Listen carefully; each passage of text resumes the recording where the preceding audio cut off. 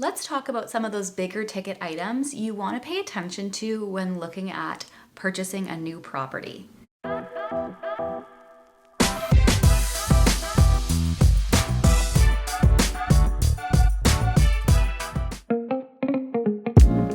Hi, I'm Samantha Scribila with the Queen team of RE/MAX, and today I want to talk about some of the higher priced items and systems within a home that you can make sure that you're aware of when you're viewing properties, ideally looking at how old they are, how much lifespan do they have left in them, just because, like I said, they can be a higher ticket item, so cost of replacement isn't something to laugh at.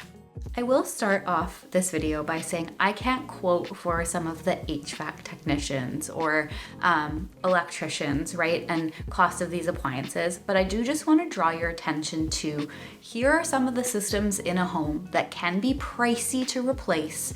So just be sure that when you are viewing a property, pay attention to some of these systems and items within a home.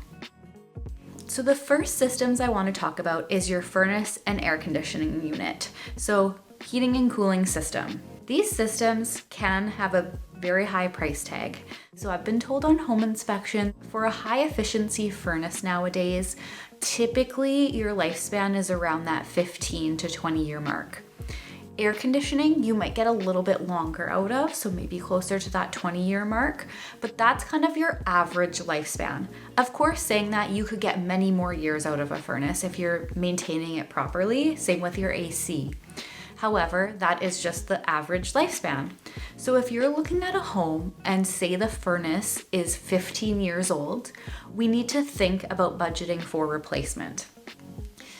I will say another thing with the heating and cooling system is here in Winnipeg, typically it's my understanding that a lot of companies will give you a discount if you're doing them both at the same time. So let's say your furnace is 15 years old, you need it replaced, and your air conditioning isn't quite there, but it is close to the end of its lifespan, might be worth doing them both together.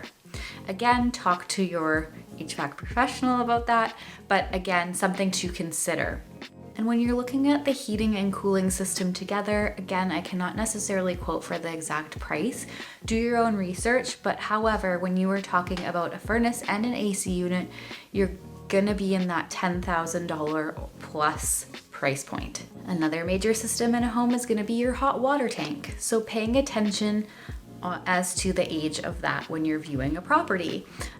These again tend to have that 10 to 15 year lifespan, so you're wanting to be sure that you're either close to the beginning of that lifespan or you have money in the budget to, like I said, budget for replacement. The next thing I want to touch on is the electrical in your home. So the reason I want to point this out is because typically what we kind of see throughout a home, depending on the age of the home that you're looking at, if the home has what we call knob and tube wiring, that might be required to be removed in order to purchase insurance or in order to get insurance on the property. So this can be a big expense up front. Not necessarily a deal breaker, but we just need to go in. If the home that you're looking at, has some knob and tube wiring in the home, you're gonna wanna budget to basically rewire that property. Another type of wiring that insurance is starting to not like as much is going to be aluminum wiring. So in the 70s, there was a copper shortage and we started doing a lot of wiring with aluminum. Up until now, just recently, it could be okay to just have it treated at each receptacle. A pigtail, I'm not gonna pretend to know, I'm not an electrician. However, this fix or remedy for aluminum wiring that was making it safer was acceptable by most insurance companies. A little bit cheaper, so that $2,000 to $3,000 range. Now we're almost seeing there's more insurance companies now that will not allow aluminum wiring altogether, and it's kind of taking on the same rules as knob and tube. Again, not all insurance companies are doing this as of yet, but it might be the case in the future. So something to just note, if you are purchasing a property with aluminum wiring, we need to know that and then potentially budget for replacement, budget for either remedying it or having it treated. Also, I would recommend having some money set aside for if and when you may need to rewire the home in order to keep your insurance costs lower. Another point on that, I do want to make it clear, you can still get insurance on a property with aluminum wiring. However, sometimes that insurance is more expensive and there is less companies that will do it. So again, something to know up front and to budget for. While we're on the topic of electrical, is you're also going to want to look at your panel. Do you have a 100 amp panel or a 100 amp service? In some of these older homes, panels can be, say, a 60 amp panel. Again, insurance doesn't like that, so we might be looking at upgrading a panel. Again, I'm not going to go into too much detail on this as I am not a licensed electrician, but something I like to point out to clients when we are looking at homes, just so that they can mentally prepare and have a little bit more information as to potential costs down the road. This is also something a home inspector can definitely advise on, what you're looking at in the future as to maybe updating a panel. Next big one is going to be your roof or your shingles. So typically now what we're seeing is a shingle is going to be a structural engineered shingle, and it's going to typically have a 30-year lifespan. So shingles that were put on recently are going to have that longer lifespan.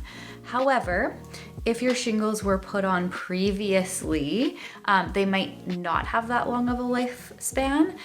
You want to watch for any curling of your shingles. That means that they're likely ready to be replaced, and it can be a pricier thing. So just make sure to check the condition of your roof or the shingles when you're purchasing a property. Again, not necessarily a bad thing if it needs to be redone, but we do need to budget for that replacement when making an offer on a property. Next thing I want to touch on is going to be windows. So when you're looking at a home, you want to make sure that we're taking into account the condition of your windows.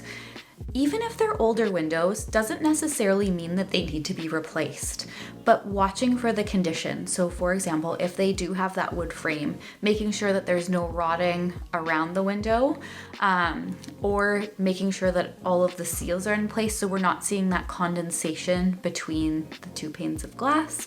So just paying attention to the condition of the windows, because like I said, windows are an expensive big ticket item.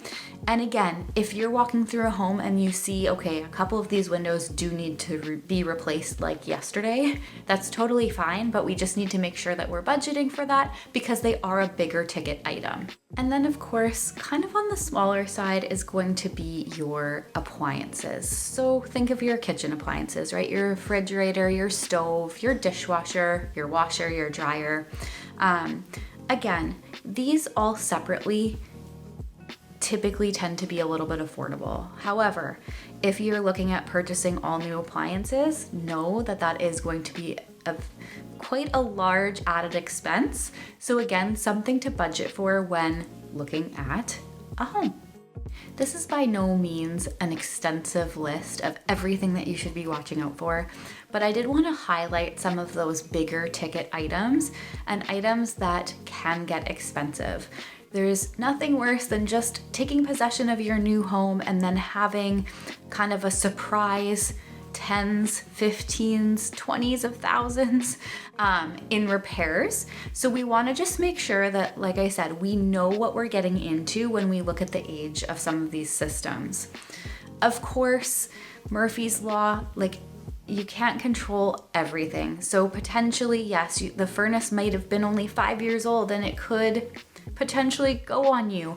That's all part of home ownership, but really getting a good understanding on, okay, what is the average lifespan of some of these systems and what am I looking at here in the next 5 to 10 years when it comes to properly maintaining and upgrading those systems as needed. Once again, I'm Samantha Scrila with the Queen team of RE/MAX. I hope you enjoyed this video, and if you have any further questions, please feel free to reach out.